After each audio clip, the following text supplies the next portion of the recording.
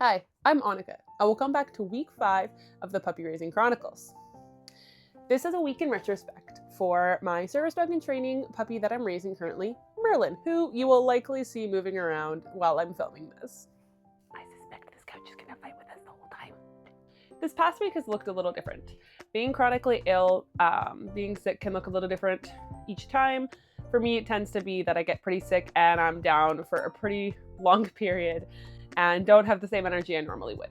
While I've still been getting over this cold, it's been a lot of at-home training for Merlin with some short public access outings for him, including some exciting new trips. So Saturday, we had a smaller group class with just one of our other students where Merlin got to experience riding the SkyTrain again and the bus. So with this outing, we took the SkyTrain for a few stops and then we got off and we walked to a local park where I did some misplanning and I thought there was going to be a dog park and open field area where they could run. There wasn't as much of an open area where they could run as I'd hoped, so we ended up pivoting our plan a little bit, working a little bit on leash walking, and then finding an open space where the dogs could play together. Doors will open on the right. Chloe's side. I just like which way you face to know which way is right. Merlin, let's go. Good boy, Toby. Yes! Colby is good. And it smells lovely. Good boy.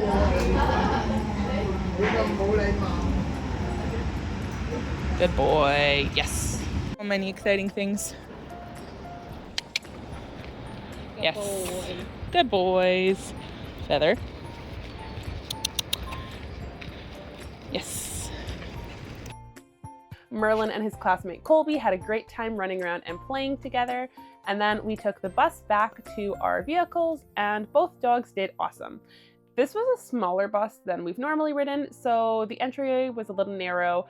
Both dogs kind of looked at it for a minute and then we quickly hopped on and it did awesome. This is a really narrow aisleway as well, so both dogs had to tuck out of the way to make sure they weren't going to get stepped on or trip other patrons. Merlin did really good about staying settled at my feet. At most, he would sit up into a sitting position and then lay back down at my feet, and he went home and crashed for the rest of the evening. Then Monday, we had the awesome opportunity to go to a sniff spot, a private dog park that we rented, where Merlin could run around and explore his environment. This is one of our sniff spots that we like locally, where they have lots of agility equipment, which is awesome for confidence building and letting Merlin experience new things.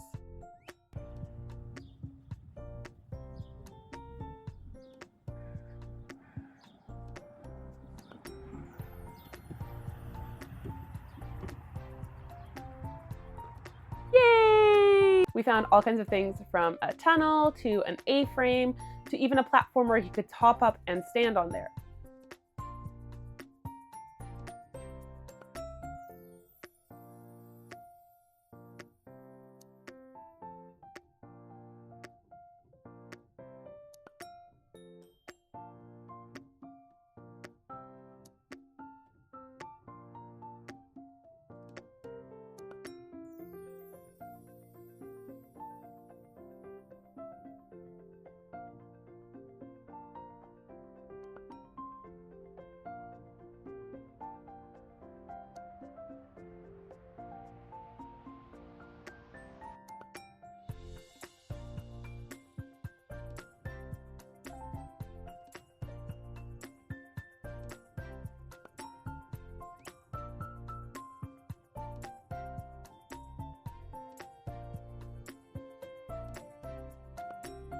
With the tunnel, Merlin was a little uncertain about approaching it and going through at first, so we just dropped lots of treats at the entrance of the tunnel to encourage him to poke his head in.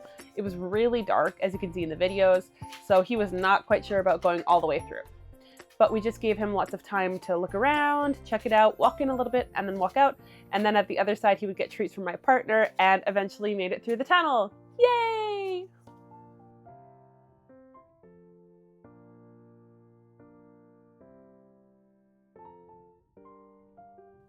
One of the things that you can sometimes see at the sniff spot is other animals. So the adjoining properties have horses and even a miniature pony. Typically, you don't want to engage with these animals at all. Today, however, they were on the other side where there wasn't any privacy screening, so Merlin could see the horses. He's seen horses before and been pretty good. However, this was the first time he's seen a miniature horse, and this horse was just standing really still, staring at him, so he got a little weirded out, ran over there, and let out a few barks. What we did with this was each time that he looked at the horse, I would mark yes and give him a treat. And we just repeated this, and we walked over as Merlin was comfortable. Allowing him to see up close at the horse was okay. It wasn't going to do anything. These horses are quite docile, and he was able to just go back to playing.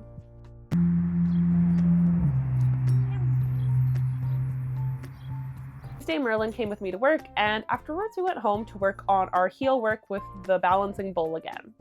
This is something I've really been focusing on as we have a training challenge going on for July, working on heel work and side steps.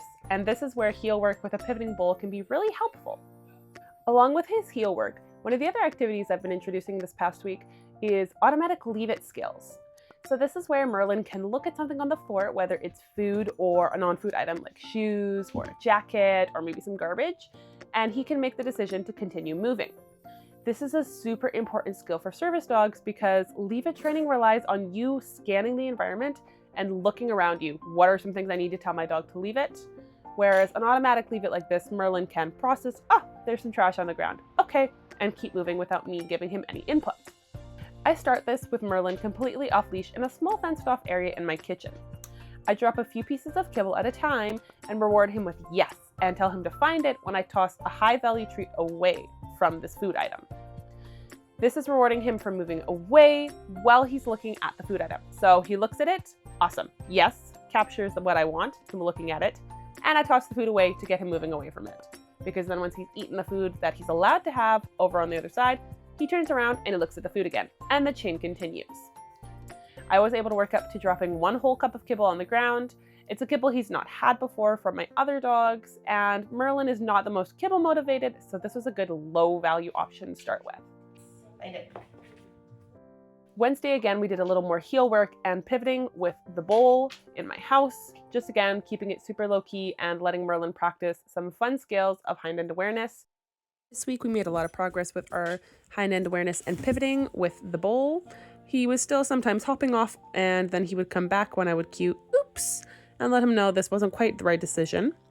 We were able to work up to full circles around the bowl this week, which was awesome. They were definitely broken up and a little clunky, but honestly, for only a few weeks of progress with this, I am really happy with Merlin's progress. And this week, what you can't see on camera is that my other dogs in my house are on the other side of his X-pen. So whenever he's looking at the fence, he's looking at them standing at the edge, hoping they can also get some treats while he's doing his training. So being around big distractions like this and still able to do this work is really awesome, and I am proud of this little puppy.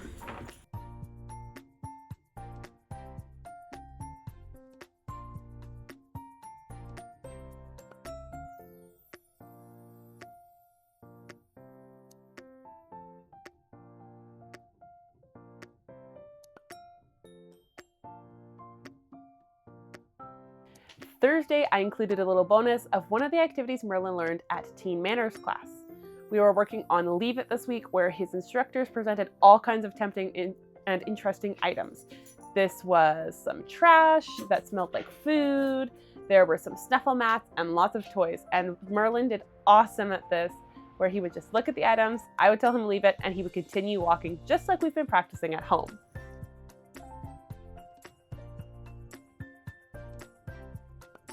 This past week has overall been pretty low-key, which is great because Merlin's upcoming week has a lot of activity, including lots of new public access outings. Thank you so much for watching, and if you have any questions about service dog training, puppy raising, or Merlin's training in general, leave them down below, and I'll see you next time. Bye!